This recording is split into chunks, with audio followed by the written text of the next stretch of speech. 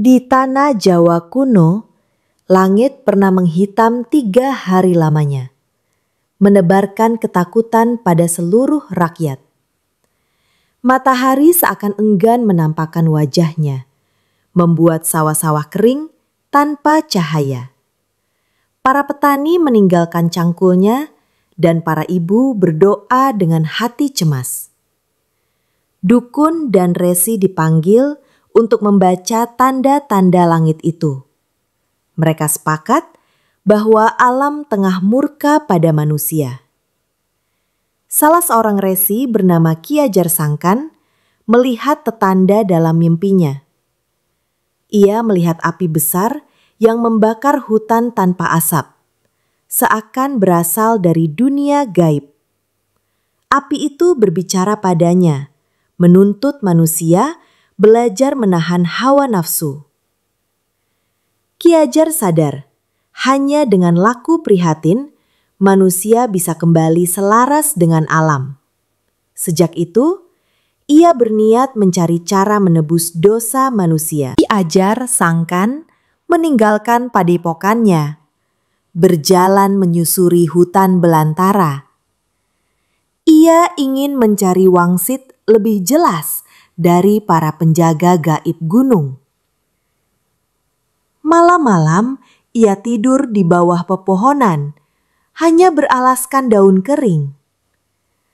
Angin malam menembus tubuhnya, namun ia terus melantunkan doa.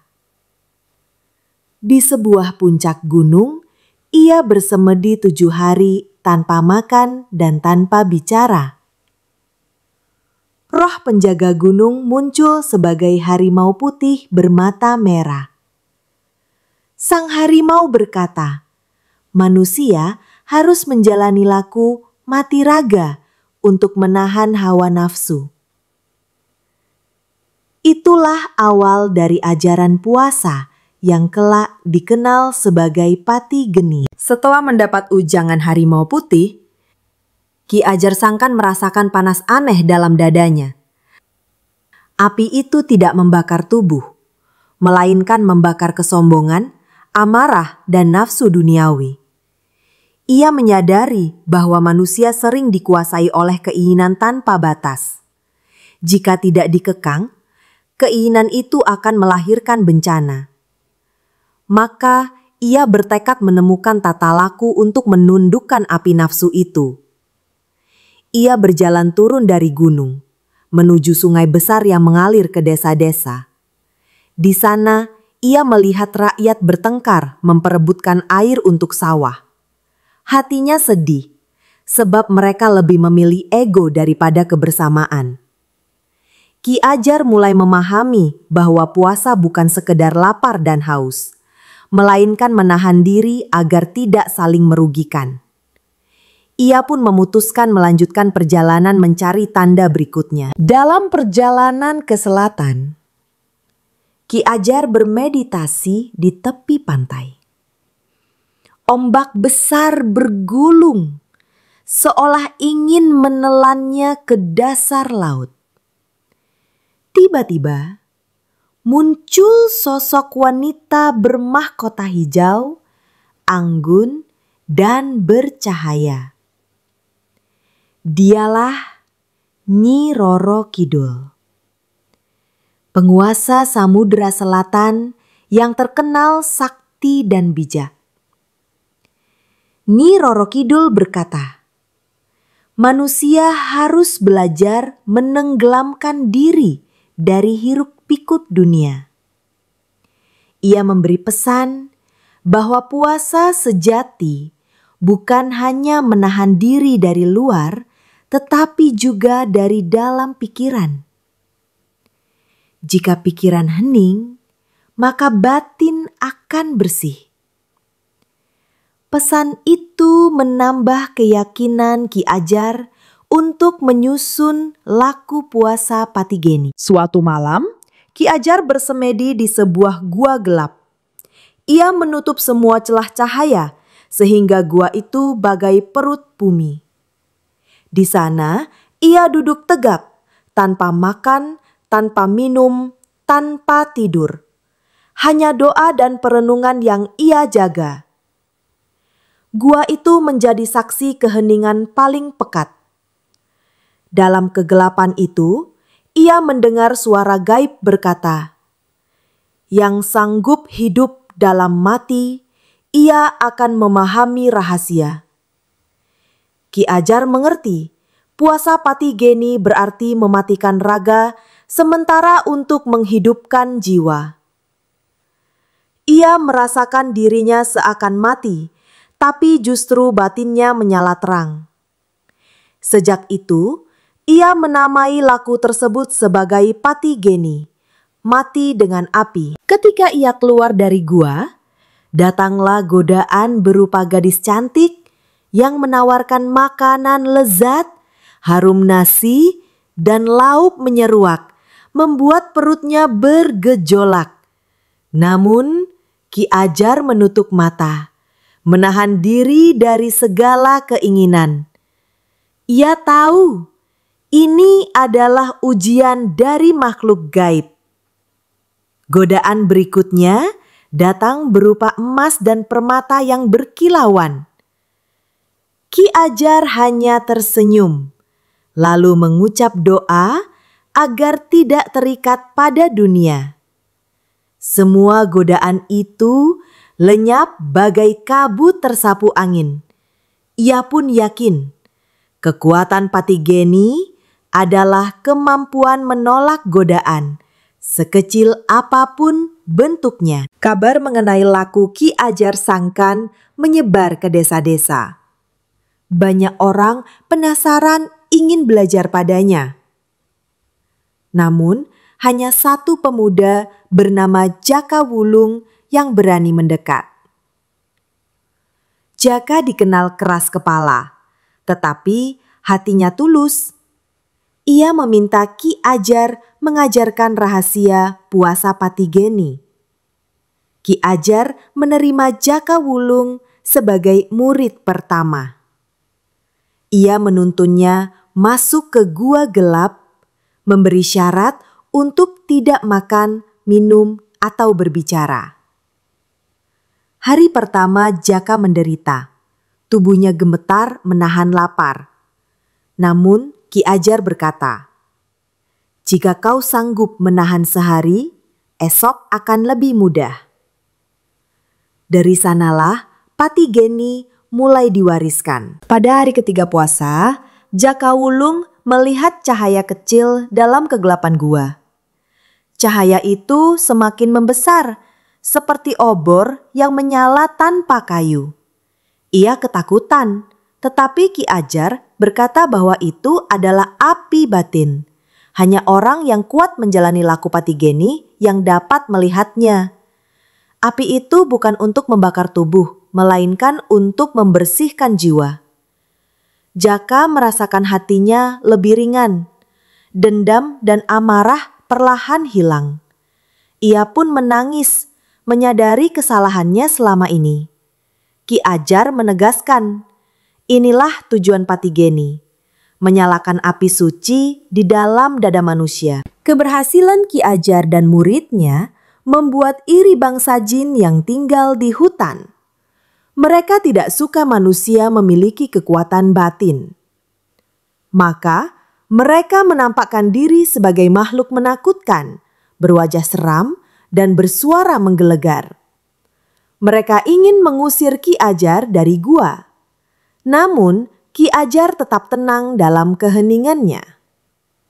Api pati geni dalam dadanya membuat aura terang menyelimuti tubuhnya. Jin-jin itu terbakar sinar suci dan melarikan diri ketakutan. Jaka Wulung menyaksikan kejadian itu dengan kagum. Ia semakin yakin bahwa laku pati geni benar-benar membawa kekuatan luar biasa. Setelah melewati banyak cobaan, Ki Ajar memberi nama resmi pada lakunya, puasa pati geni. Pati berarti mati, geni berarti api. Artinya adalah mematikan raga untuk menyalakan api batin. Laku ini tidak hanya puasa lahir, tetapi juga puasa batin dari segala nafsu. Jaka Wulung berjanji untuk menyebarkan ajaran ini ke desa-desa. Ia mengajarkan orang agar berani hidup sederhana, menahan nafsu, dan mendekat pada keseimbangan alam. Perlahan-lahan, puasa Patigeni menjadi laku spiritual yang dihormati. Nama Ki Ajar Sangkan pun dikenang sebagai sang penemu jalan sunyi tersebut. Jaka Wulung pergi ke desa di timur yang dilanda perselisihan antar warga. Mereka sering bertengkar soal batas tanah hingga sawah tidak lagi terurus. Ia lalu mengajak mereka mencoba puasa Patigeni untuk menenangkan hati. Mula-mula mereka menolak sebab takut kelaparan. Namun setelah melihat Jaka mampu menahan diri tanpa marah dan dendam, hati mereka luluh. Perlahan beberapa orang mencoba menutup diri dalam bilik gelap tanpa makan dan minum sehari semalam. Ketika keluar, wajah mereka lebih tenang. Perselisihan pun mulai mereda. Patigeni menjadi obat bagi hati yang kacau. Suatu malam, Ki Ajar bersemedi dan didatangi arwah leluhurnya. Mereka berkata bahwa manusia sering lupa daratan karena terlalu cinta pada dunia. Hanya dengan puasa raga, jiwa akan kembali ke asalnya. Suara itu lembut, seakan menuntun tanpa memaksa. Ki Ajar merasa semakin yakin dengan jalannya. Ia sadar, ajaran Patigeni bukan sekadar untuk dirinya, tetapi untuk semua manusia. Ia pun berdoa agar laku ini kelak diwariskan turun-temurun. Pesan leluhur itu menjadi penguat langkahnya. Musim hujan datang dengan derasnya. Sungai meluap hingga menenggelamkan sawah. Rakyat panik, banyak yang kehilangan rumah. Mereka mendatangi Ki Ajar dan Jaka meminta pertolongan. Namun Ki Ajar berkata, "Tenangkan batin kalian dahulu, barulah alam ikut tenang." Mereka pun menjalani Patigeni di bilik-bilik sederhana. Ajaibnya, setelah beberapa hari, banjir perlahan surut. Warga percaya bahwa kekuatan batin bisa menyeimbangkan alam. Sejak itu, Patigeni semakin dihormati. Bukan sekedar laku pribadi, tetapi juga penyelamat desa. Di desa sebelah ada seorang dukun bernama Ki Jagal yang merasa tersaingi. Ia marah karena banyak orang mulai meninggalkannya untuk belajar Patigeni. Ia menuduh Ki Ajar menyebarkan ilmu sesat. Bahkan, ia mengancam akan menghentikan ajaran itu dengan paksa. Namun Ki Ajar hanya tersenyum, tidak melawan. Ia berkata, "Api yang sejati tak perlu membakar orang lain, cukup membakar diri sendiri." Warga melihat perbedaan itu, lalu perlahan meninggalkan Ki Jagal. Kebencian pun kawah oleh ketenangan. Suatu hari, sekelompok anak kecil datang pada Jaka Wulung. Mereka ingin tahu mengapa orang dewasa rela berdiam dalam gelap berhari-hari. Jaka tertawa, lalu menjelaskan dengan bahasa sederhana. Ia berkata, Patigeni itu seperti menyalakan pelita di dalam hati. Anak-anak itu penasaran, lalu mencoba berdiam dalam kamar gelap sebentar tanpa makanan manis. Mereka keluar dengan wajah ceria, merasa seperti habis bermain. Dari sana, Patigeni dikenalkan pada generasi muda dengan cara yang lembut. Batin mereka ditempa sejak dini. Kabar tentang Patigeni sampai ke telinga para risi lain di tanah Jawa. Mereka datang berkumpul di padepokan Ki Ajar. Ada yang setuju, ada pula yang meragukan. Mereka berdiskusi berhari-hari tentang arti sejati dari laku tersebut. Akhirnya, banyak resi mengakui bahwa Patigeni adalah jalan baru yang bijak. Mereka setuju untuk menyebarkannya sebagai salah satu laku utama kejawen. Namun, mereka juga mengingatkan agar orang tidak salah niat. Patigeni bukan untuk mencari kesaktian, melainkan kesucian batin. Ki Ajar menyambut peringatan itu dengan rendah hati. Suatu kali, desa Jaka diserang perampok bersenjata. Warga ketakutan, sementara Jaka Wulung tetap tenang.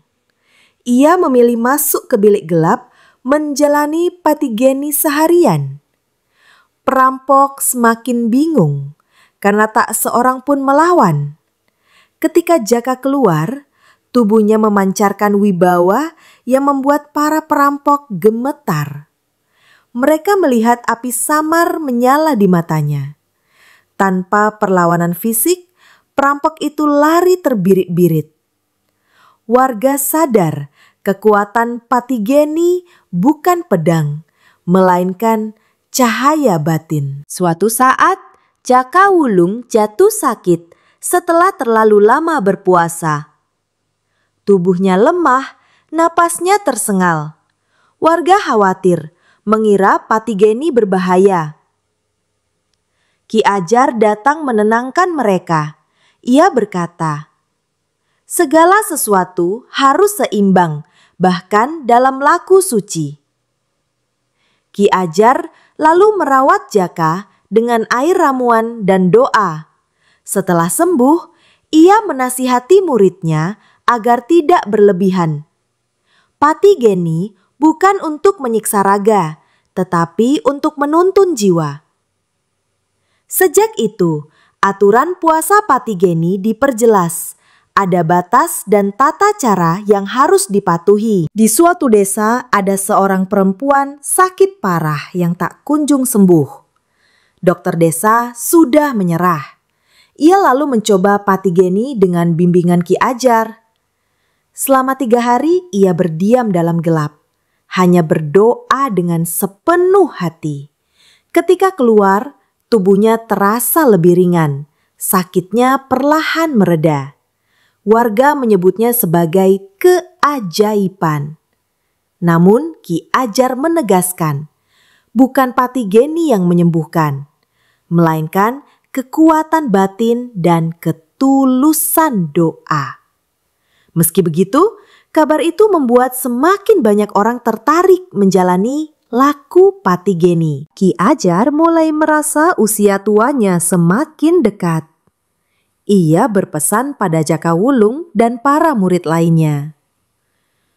Jangan biarkan Patigeni menjadi sekadar kebanggaan. Laku ini adalah jalan sunyi, hanya untuk mereka yang ikhlas. Kata-katanya menusuk dalam. Ia lalu mengajarkan aturan tertulis agar kelak tidak disalahgunakan. Warga menyimpannya dengan hormat sebagai pusaka batin. Dari situlah Patigeni menjadi warisan yang terus hidup di tanah Jawa. Nama Ki Ajar Sangkan mulai disebut-sebut sebagai guru agung laku prihatin. Jaka Wulung mulai berkelana seorang diri membawa ajaran gurunya. Saat melewati hutan lebat, ia melihat bayangan hitam mengikuti langkahnya. Bayangan itu berbisik, menawarkan kekuatan besar jika ia meninggalkan Patigeni. Jaka merasa gentar, namun ia teringat wejangan gurunya. Ia masuk ke bilik gelap dan menjalani Patigeni semalam. Ketika keluar, bayangan itu lenyap, terbakar oleh cahaya batinnya. Dari pengalaman itu, Jaka sadar bahwa godaan terbesar sering muncul ketika seseorang sedang berusaha berjalan lurus. Patigeni menolongnya menolak tipu daya. Di sebuah desa, sumur-sumur kering karena kemarau panjang. Warga saling berebut air, bahkan sampai berkelahi. Jaka mengumpulkan mereka di balai desa, lalu menyarankan puasa Patigeni. Mula-mula mereka tertawa, menganggap itu sia-sia. Namun, setelah beberapa hari, sebagian warga mencoba.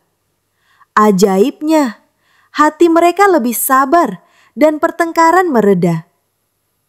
Tak lama kemudian, hujan turun menyuburkan tanah. Warga menganggap Patigeni sebagai jalan untuk memanggil keseimbangan alam. Seorang gadis bernama Ratri datang pada Jaka. Ia menantang untuk membuktikan Patigeni bukan sekadar cerita. Dengan berani, ia masuk bilik gelap dan berpuasa 3 hari. Banyak orang meragukannya, sebab ia belum pernah menjalani laku prihatin. Namun ketika keluar, Ratri terlihat lebih tenang dan matanya berkilau jernih. Ia berkata bahwa dalam kegelapan, ia melihat cahaya kecil yang menuntunnya. Jaka kagum, sebab gadis itu membuktikan kesungguhan hatinya. Sejak saat itu, Ratri menjadi murid setia Patigeni. Suatu malam, gunung dekat desa mengeluarkan asap dan gemuruh. Warga panik, takut letusan akan menghancurkan rumah mereka. Jaka mengajak warga menjalani Patigeni bersama. Mereka berdiam diri dalam rumah-rumah, berdoa dengan tulus. Ajaibnya, setelah beberapa hari, gunung tenang kembali. Warga meyakini doa mereka menahan amarah bumi. Bagi Jaka, ini pertanda bahwa alam mendengar suara hati manusia. Patigeni kembali membuktikan dirinya sebagai laku penyatu manusia dengan alam. Ki Jagal yang dulu iri pada Ki Ajar, kini menebar fitnah pada Jaka. Ia menuduh Jaka menggunakan ilmu hitam untuk menguasai warga. Beberapa orang mulai bimbang, bahkan ada yang menolak ajakan Patigeni. Suasana desa menjadi keruh. Jaka tidak membalas dengan kemarahan. Ia justru masuk bilik gelap, berpuasa 3 hari. Ketika keluar, wajahnya bercahaya dan tutur katanya menyejukkan. Warga pun sadar, fitnah tak mampu menutupi kebenaran. Ki Jagal akhirnya malu dan pergi dari desa. Kabar tentang Patigeni sampai ke telinga seorang raja di Jawa. Ia penasaran, lalu memanggil Jaka dan Ratri ke keraton. Raja bertanya, apakah benar puasa itu dapat membawa ketenangan batin? Jaka menjawab dengan rendah hati, bukan puasa yang besar, melainkan hati yang ikhlas. Raja lalu mencoba sendiri, berdiam dalam ruang gelap sehari semalam. Ketika keluar, ia tersenyum dan berkata, "Aku merasakan kedamaian yang tak pernah kudapat dari tahta." Sejak itu, raja memberi restu pada Patigeni agar menyebar lebih luas di kerajaannya. Ratri dan beberapa murid lain berjalan ke desa-desa di barat. Mereka menemui masyarakat yang keras, terbiasa bertikai. Sulit bagi mereka untuk menerima ajaran sunyi. Namun Jaka tidak menyerah. Ia memberi teladan dengan sikap sabar. Perlahan, satu persatu warga mencoba patigeni. Mereka heran, karena setelah keluar dari bilik gelap, hati mereka terasa ringan. Bahkan orang yang dahulu gemar bertengkar, kini lebih pendiam dan bijak. Patigeni mulai menaklukkan hati keras di barat. Suatu hari, Ratri dicoba oleh makhluk gaib yang menyamar sebagai ibunya. Ia dibujuk keluar dari patigeni sebelum waktunya. Hatinya goyah, hampir saja ia menyerah. Namun ia mengingat nasihat Jaka. Kekuatan sejati lahir dari kesetiaan pada jalan. Ratri bertahan sampai waktunya selesai. Ketika keluar, ia menangis lega, merasa telah melewati ujian berat. Jaka memujinya, sebab kini ia benar-benar layak disebut murid patigeni. Dari situ, Ratri dikenal sebagai perempuan teguh yang menjaga ajaran dengan hati bersih. Dalam usia tuanya, Ki Ajar Sangkan memberikan ramalan terakhir pada murid-muridnya. Ia berkata bahwa patigeni akan hidup selama manusia masih mencari keseimbangan. Namun ia juga mengingatkan, akan ada masa ketika laku ini dianggap kuno. Hanya orang berhati tulus yang tetap menjalankannya. Murid-murid terdiam, menyadari bahwa ajaran ini bukan untuk kemegahan. Mereka berjanji menjaga patigeni sebagai pusaka jiwa. Ki Ajar tersenyum, lalu kembali ke pertapaannya. Ramalan itu menjadi warisan tak tertulis, dituturkan dari generasi ke generasi. Suatu malam, Jaka, Ratri, dan para murid menjalani patigeni bersama. Mereka berdiam di gua gelap, tanpa suara, tanpa cahaya. Tiba-tiba muncul sinar kecil di tengah ruangan. Makin lama makin terang.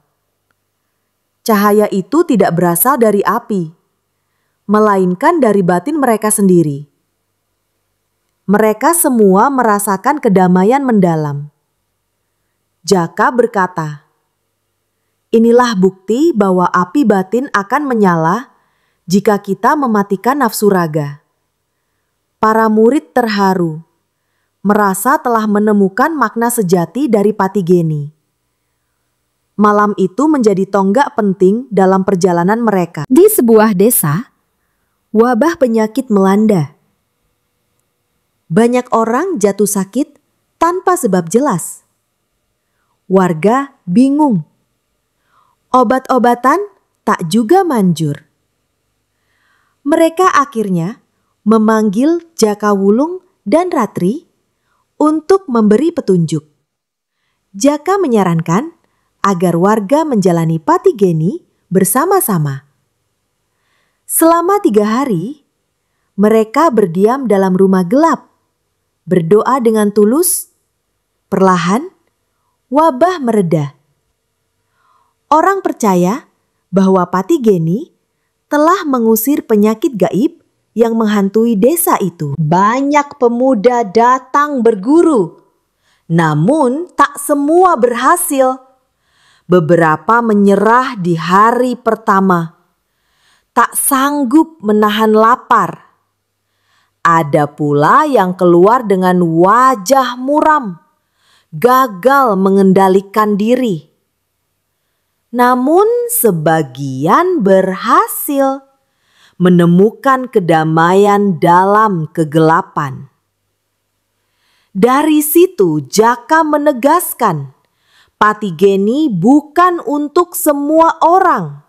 Hanya yang ikhlas dan sabar mampu menempuh jalan ini.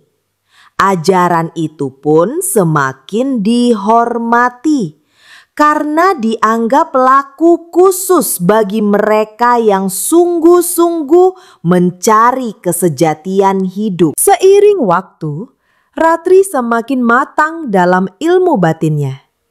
Banyak perempuan mendatanginya untuk belajar. Ia mengajarkan Patigeni dengan kelembutan, menuntun mereka mengendalikan amarah dan kesedihan.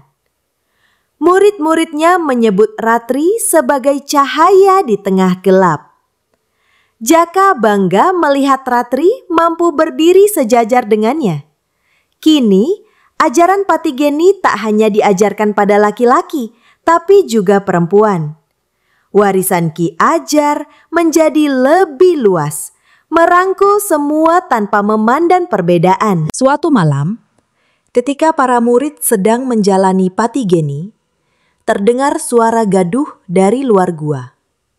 Batu-batu beterbangan, pintu gua diguncang keras. Ternyata itu ulah bangsa jin yang iri pada manusia. Mereka ingin menghentikan laku Patigeni. Namun para murid tetap hening, tak bergeming.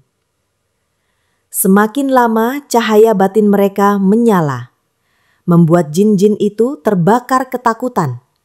Mereka melarikan diri tanpa bisa kembali. Sejak itu, gua Patigeni dianggap suci, tak bisa diganggu makhluk gaib lagi. Kemarau panjang melanda kerajaan, sawah-sawah retak tanpa air. Raja meminta bantuan Jaka dan Ratri. Mereka mengajak warga berpuasa Patigeni selama 7 hari berturut-turut. Seluruh desa hening, seolah mati dalam doa. Pada hari ke-7, awan mendung datang dan hujan deras mengguyur. Warga bersorak gembira, sawah kembali subur. Raja terharu, lalu mengetapkan Patigeni sebagai laku resmi kerajaan. Ajaran itu pun semakin dikenal di seluruh tanah Jawa. Ada seorang murid yang berhasil menjalani Patigeni, lalu menjadi sombong. Ia pamer bahwa dirinya lebih suci daripada yang lain. Warga mulai menjauhinya sebab tutur katanya tajam dan merendahkan. Jaka menegur dengan tegas. Ia berkata, "Api Patigeni tidak untuk menyombongkan diri. Jika kau merasa paling suci, itu tanda batinmu masih gelap."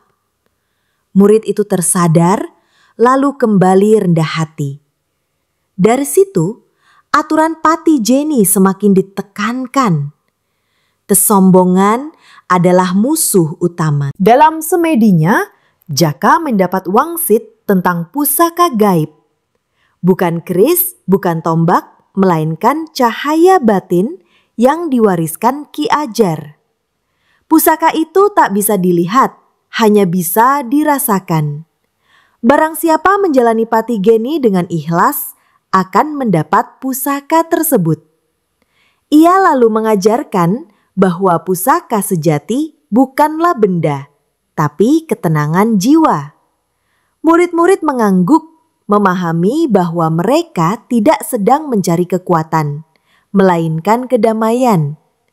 Itulah pusaka abadi yang tak akan pernah hilang. Ki Ajar Sangkan, dalam usia yang sangat tua, memanggil murid-muridnya. Ia berkata, "Tubuhku akan kembali ke tanah, tetapi api Patigeni akan tetap menyala." Murid-murid menangis. Tahu gurunya akan pergi.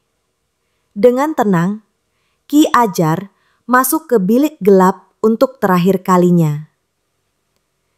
3 hari kemudian, ketika murid-murid membukanya, ia sudah tiada. Namun ruangan itu bercahaya lembut, seakan meninggalkan jejak api suci. Ki Ajar pergi dengan damai. Setelah wafatnya Ki Ajar, Jaka dan Ratri membagi ajaran Patigeni ke dalam 3 jalan. Pertama, menahan raga dengan puasa. Kedua, menahan kata dengan diam. Ketiga, menahan batin dari nafsu. Semua itu menjadi inti laku Patigeni. Murid-murid menyebarkan ajaran ini ke berbagai daerah. Di setiap desa, patigeni dipraktikkan dengan cara berbeda. Namun, intinya sama, menyalakan api batin. Laku sunyi itu akhirnya menjadi bagian penting dari tradisi Jawa. Tahun-tahun berlalu, generasi berganti. Patigeni tetap hidup, meski kadang hanya dijalani segelintir orang. Mereka yang mencari kesejatian akan selalu menemukan jalan sunyi ini. Api batin terus menyala dalam hati orang ikhlas. Nama Ki Ajar Sangkan, Jakawulung, dan Ratri dikenang sebagai penjaga laku abadi.